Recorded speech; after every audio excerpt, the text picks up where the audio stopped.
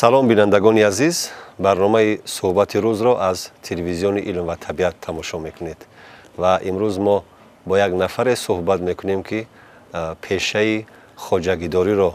ба худ касб карданд ва яке аз мубаллиғони бевоситаи ин соҳа ҳастанд. Искандар Розиқов имрӯз меҳмони барномаи мо ҳастанд. хуш омадед устод. то ҷое медонем муддати чанде ҳаст ки шумо ба кори деҳқонӣ ё хоҷагидорӣ машғул ҳастед. خب سبب اساسی روی آوردن به همین کار در چی است؟ چرا دهقانی یا خواجگیداری رو پیشه خود کردید؟ وقتی که نفقه برآمدم یک تا باغ بنیاد کردم برای هوس دلی خودم. باغ رو در 40 سوتیق بنیاد کردم. از ترسونزاده قلمچه آورده او رو ریشه دار کرده برده شنوندم. 5 سال پس نگاه کردم که یک انگورای همین سیاه که با اصطلاح انگوری سگک میگویند، همون انگورها برآمد که با یگان ارزش هم ندارد تروش. بعد در اینترنت تماشا کرده سالهای کی بود 2011 بود اینترنت تماشا کرده یکی دیدم که اوکراینه با انگور پروری بوده و انگور رو پیوند کرده سودن. حیران شدم و با مانند همونها انگوری در کاری رو دیده پیوندش رو گرفته آورده پیوند کردم پیوندم گرفت و انگور خودی همون سال بست دیدم که نتیجه داد. بعد دلم گرم شد و باغ رو آستا با راه پیوند دیگر کردم و دیدم که در جهان دیگر نمود انگورها بوده است. با هر راه اصول با راه پولکی با مقصدی که در تاجیکستان هم رو بسیار کنیم و آوردیم و نتیجه هم نوئل گشتیم از جهت کشمشی اواتر امریکایی دیگر کشمشو آوردیم تا اینکه انگورزارهای ما بهتر گردد و انگورهای صادراتی بسیار شود. چون که بسیار انگورهای ما صادراتی نیستند. انگور صادراتی ما یگانه همین انگوری طایفی می باشد که خاصیت ایستادن رو دارد، خاصیت راه رفتن رو دارد، یعنی که راه خودش نه راه بردن رو دارد. دیگر میوه ما از اون خصوص حسینی ما که بهترین انگور است، جوسی محلی ما که بهترین انگور است، خاصیت ایستادن و انتقال رو ندارن. برای صادرات باید ما میوه بهترین دنیا رو پرورش کرده انگورهای صادراتی و دیگر میوه صادراتی رو کنیم و همین طریق ذوق من بسیار شدن گرفت چون که در خونی من بود از کودکی من در همین خانه کلانشتگی هستم. اون وقت خونه پدری بود لوی خانه ساعت 4 سحر میخستیم از پس کار میشدیم. انا مادرمون قایماق روی شیر رو میداد میخوردیم و بعد میبروندیم علف میدرویدیم سیب میچیندیم پامیدور میچیندیم بودرینگ میچیندیم تخم مرغ جمع میکردیم آلوچه میچیندیم و زردالو همین رو برده با بازار میفروختیم و پولی لباس و لباس کتابی سنتیابری ما در تابستان جمع کردیم و سنتیابر لباس تازه و کتابی نسختی میرفتیم همش با پول بود. دفتر روچکه همش رو میخریدیم. یعنی خودمون با مهنت خودمون از همون وقت در خونی ما علاقه مهنت جا شدگی بود و هازم بی مهنت نمیتونیم. هازم ساعت 4 5 سر بعد خسته است پس مهنت شویم. و همین خیل خوجگیداری پیشرفت دیدم که پیسته کاری بهترین بود است در دنیا. پیسته فایده بهتر دارد و دیدم که در تاجیکستان چقدر زمین های بیکار خوابیده است که آنها رو ما باید باغ کنیم. بیابان ها دشت ها رو باید پیسته‌زار کنیم. بعد سال 2018 یا 19 بود یک گروه اینترنتی انگور و باغ شدم. استاد دیدم که خلق ذوق من بسیار شد. بسیار خلق سوال و جواب شد. بعد کمری خدمت با خلق بستیم و اویدی پرورش انگور چقدر خودم میدونم به خلق فهموندیم که چقدر پرورش کنیم. همه خلق انگورش هر سال میکفد کسل جلد زدگی میشود. اول دوا دارد برای مهنت کردن در کار. بعد 3 سال پی در هم ترکیه رفتیم. ترکیه رفته از آنجا نیال های بهترین رو من خریداری کرده آورده به خلق دسترس کرده فروختیم. از اون جلو پیسته ها رو که پیشش در ناحیه بابا جان غفور امسال پیسته ترکی با حاصل در آمد. یکم حاصل دستمون رو دیدیم و امروز ما باز مقصد گذاشتیم که همون نهال هایی که آوردیم علاقه مادریش رو آوردیم ما سبزانیدیم نهالستان خودمون رو آباد کنیم و همون نهال ها رو در تاجیکستان تک پیوند ها رو در تاجیکستان تک پیوند های بهترین است از سیب M9 قد پاس پکنه M106 M111 نیم پکنه که بهترین تک پیوند های هستن که در یک هکتار 300 نهال نمیشنوید و 1250 نهال میشنوید. یعنی که استحصال میوه شما بسیار میشود. آوردیم تک پیوند بهترین گیلاس رو آوردیم. از این بهتریناش رو آوردیم، زیاد کرده ایستادیم که یاد گرفته ایستادیم، از بالای خود کار کرده ایستادیم تا اینکه ما یاد گیریم همین چیزها رو، همین محصولات رو در وطن خود کرده بر خلق خود با نرخ نسبتا ارزان، صفتا خوب پیشنهاد کنیم و کفالت داده به خلق پیشنهاد کنیم. یعنی شما وقتی که همین پیشه دهقانی یا خواجگیداری رو به خود کسب کردید، در همین مدتی که فعالیت کردید ثمره کار خودتان رو دیدید؟ بله دهقانی اگر شما از صدق دل تکیه به علم نکنید، با علم ها هم صحبت شده طبق علمناک اگر باغداری نکنید، شما برکت نمیابید. یعنی علما باید هر چیز اساسناک، هر یک کار در زمینه علم باید شود، در زمینه علمناک باید شود. یعنی اونهایی که بعضا شکوه میکنند که درختان ما نسبزیدند یا که حاصل کشته ما مثلا نتیجه نداد، شاید همین سبب باشه. وای سببش گناه در خودشون است، چون که همون رفتار رو، همون پرورش رو علمناک نکردن. توصیه متخصصان سری وقت غذاش رو تیه. غذا گفته چی رو داره نظر داریم؟ ما میخوریم خوراک، در بدن ما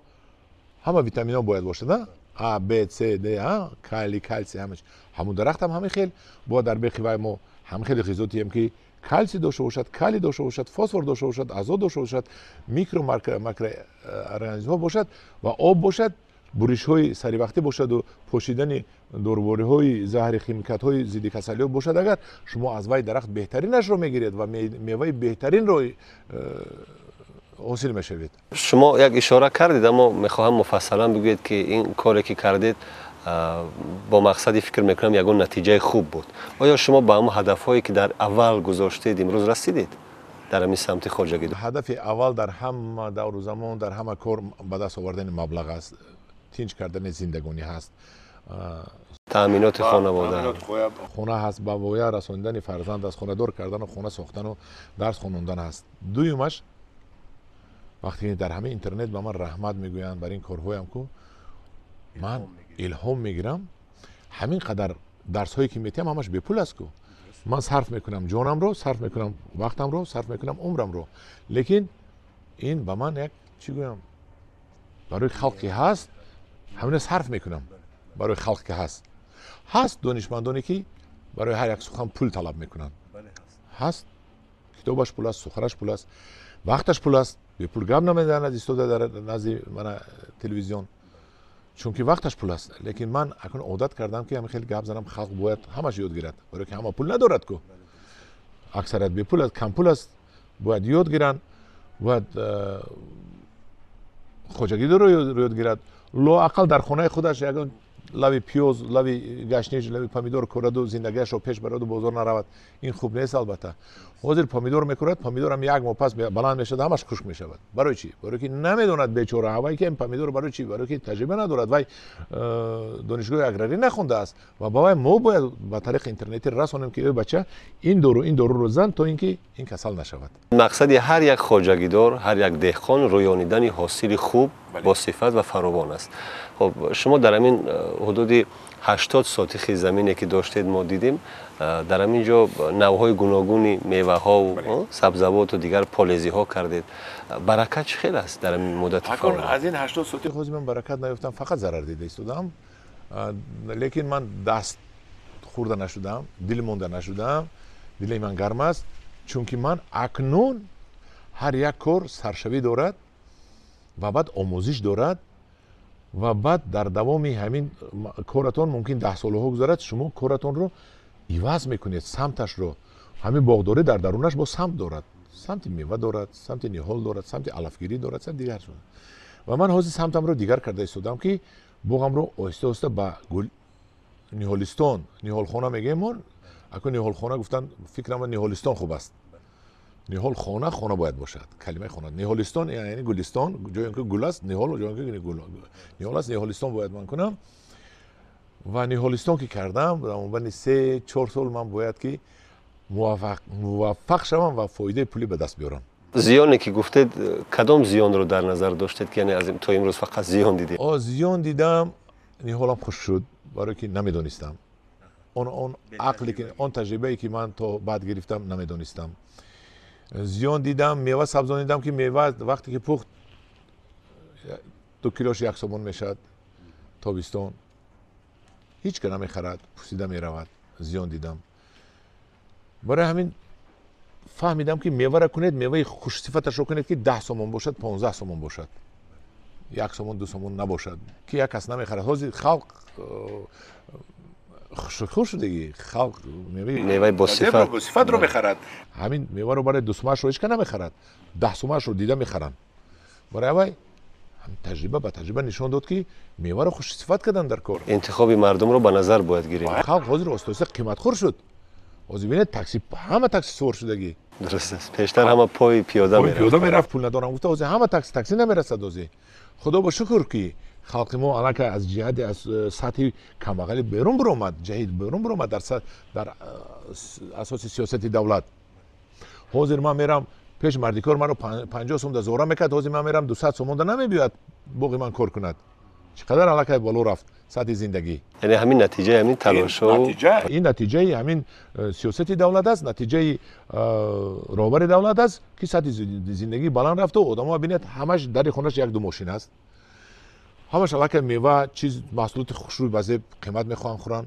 این بهترین کار است چیز دیگری که امروز برای خواجگیداران و دهقانان بسیار مهم است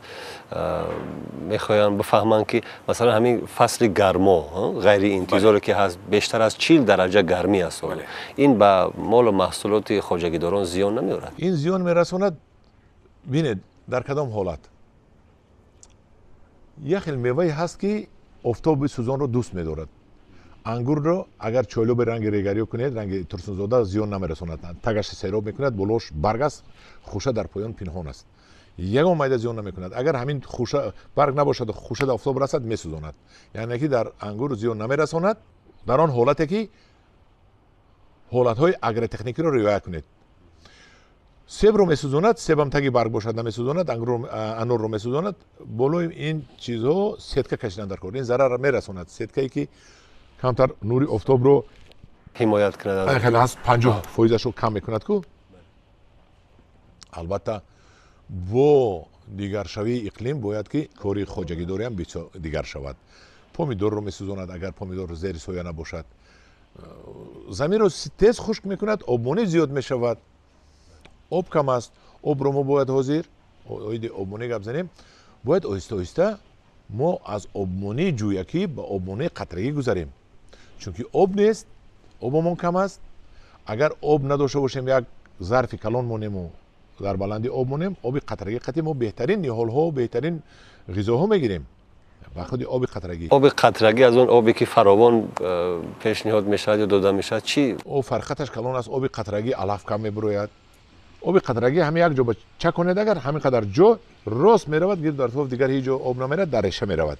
آب جویی را مونیم اگر در بیخی نهال میرود این طرف از در زمین میرود علف میبروید و علف رو باز تازه کردن در کار علف خودروی بسیار میبروید غمه و اجریق بسیار میبروید کار بسیار میشود با محصول بسیار میشود یعنی که مبلغ بسیار صرف میشود که باید تازه کنید آب قطرگی خطی آب صرف میشود قوه برق صرف میشود پولتون صرف میشود آبمون که معاش میگیرد پولش صرف میشود چون که یک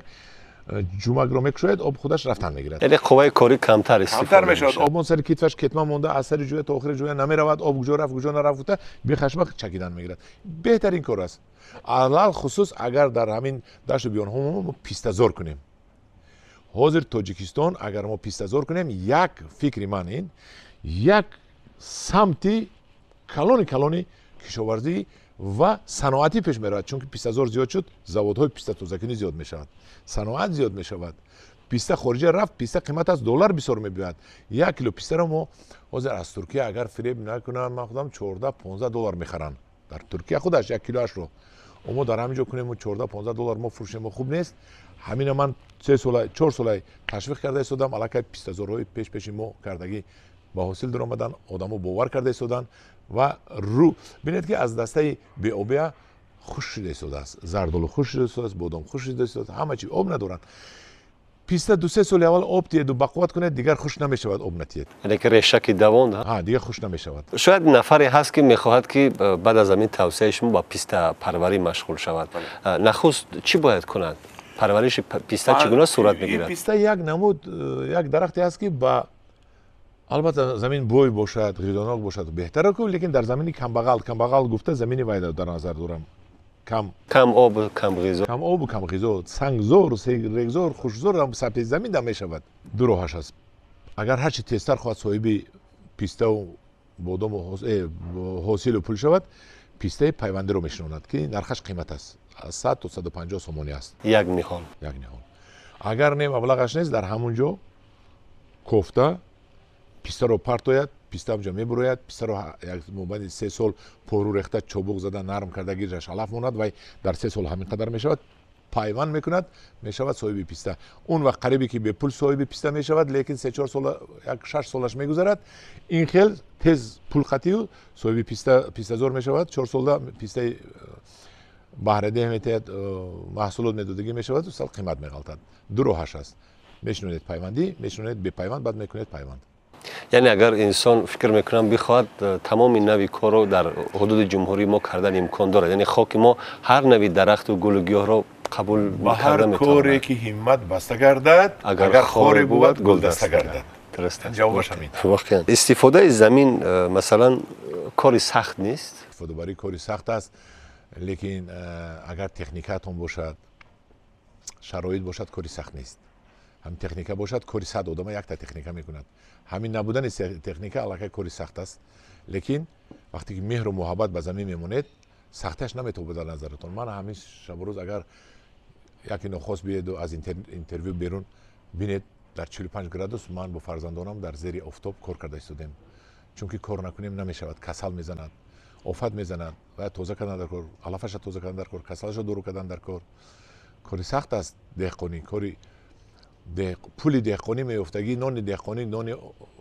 آسان نیست نهایت سخت است ولی همین در بازار صاحبکارایی که خریده از دهقان میفروشن و بالاش 100% میمونن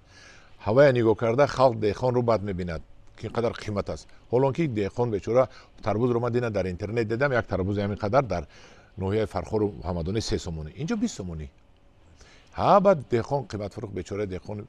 3 سومون به یک عذاب میوبد شما مثلا وقتی که درختان یا هر چی که کشت میکنید مثلا به بیماری گرفتار میشوند معین کردن یا تشخیص کردن این حالت ها چگونه صورت میگیرد نه من معین کردن کسلی ها از اینترنت علاقه خوندم آموختم به خود همین میآموزید همین هیچ کار ندارد میآموزید و در تجربه میبینید و گفتگی رسمش رو نشون دادگی عنصرهایش رو نشون دادگی عنصرهایش رو میبینید درست میبیاد میگوید که بچه توبت کنه در کار همون دوره میزنید که توبت میشد یعنی که 1 سال 2 سال بعد یاد میگیرید این سال من یکمین شده در تاجیکستان اكو من پیش از من نمیدونم کردگی زیره کوریدم ولی زیره رو باد نکردیم باد کرده میگیرم از سبب بارشات کم اومدن زیره من اونقدر دلخواه نشد لیکن زیره رو گرفتم من اگر بهار سال گذشته میشد نهایت زور میشد زیره 1 کیلوش میدونید چند پول است زیره اگر در تل و تپه ها زیره کاری کنیم و زیره این محصول صادراتی است صادرات کنیم دلار بیاریم میدونید چقدر آسان است آسان بود اصلا میکورید و مثل گندم جمع کردن مثل گندم میکورید و جمع کردن میگیرید و آورده خیرمن کردن زده میگیرید بود کردن میگیرید اونقدر مهنتی واجبی نداشت زیره کاری بید توصیه شما رو بدونیم خب موضوعی که امروز ما صحبت میکنیم خیلی دامنه‌دار است کار دهقانی طور شما گفتید بسیار نازک است سنگین است سخت است اما اگر عزم و اراده و خواهش باشد فکر میکنم که ساده هم میشود توصیه شما همچون یک خواجگیدار بسیار موفق در سراسر کشور با اونایی که خواجگیدار هستند یا اونایی که میخواهند خواجگیداری کنند چی است وقتی شما میخواهید باغ کنید یا که یگان درخت شنونید و میخواهید همین باغ و درختان رو با همون درجه کنید که در بازار فروشید یکم انتخاب میکنید میوه‌ای که در ناحیه خودتون با فروش بروردتونید دور نبرید سرگردان نشوید رفته بازار را اول شما آنالیز میکنید آموزش میکنید که همین بازار چی هست و چی نیست که من چی باغ کنم که همین بازاری ناحیه دا فروشم سرگردان نشوم در ناحیه خودمون میوه من با فروش رود باغ کردن آسان میوه کردن آسان از همه وزبینش فروختن است با نرخ دلخواه دویمش در بازار ناحیه بازار ولایتتون رو به نظر میگیرید که چی کنم که از ناحیه با ولایت تمام کنم و بارم رو تمام کنم سیوم بازار خود ناحیه جمهوری در همینجا فروشم که من یعنی ضرورتی به بیرون برآوردن نشه آسان‌تر همینجا پول شود اینو به نظر گرفتن در کار. اول چهارم همون خیلی میوه انتخاب میکنید که نگوبین کرده شود. پیستا، چهارمغز، بادام این ماده اول است. خوچ این زمان از لنینگراد زنگ زده از ما یک واگن خوچ پرسیده شدن. خوچ نیست. خوچ 14 سوم 15 سوم گفتن 30 تونه یافتیم دیگر نیست. خوچ اکسو شیپونی. حاضر از لنینگراد زاویه یک چای از ما خوچ پرسیده شده است که ما با 2 واگن تو زمستان 2 واگن بعد زمستان ما میگیریم 4 واگن یابد. تاجیکستان اینقدر استحصال نمیکنه واگن خیلی 8 استحصال میکنه اینقدر نمیبراید هم تابستان میگیرن تمام میشود. خوچ، پیستا، چهارمغز، بادام چیزهایی که نگاه بینش آسان است. بعد چیزهایی که در خلدین نگاه کرده میشود. نوک، سیب. بینید که حاضر در بازار تاجیکستان به غرض نوک و سیب ما نوک ما نیست، نوک خارجی است، سیب خارجی است. ما سیب ما رو تا این وقت نگاه کرده نمیتونیم. ما باید نگاه کرده تونیم سیب خودمون رو فروشیم. چی به دلار رو با خارجی میبریم؟ یا زود صادرات میکنیم یا زود صادرات میکنیم یا زود ویران میشه. صادرات سیب و نوک نیست در ما. ما نشونیدیم. یا کم است. برای که در ماه فوریه مارت تمام میشود.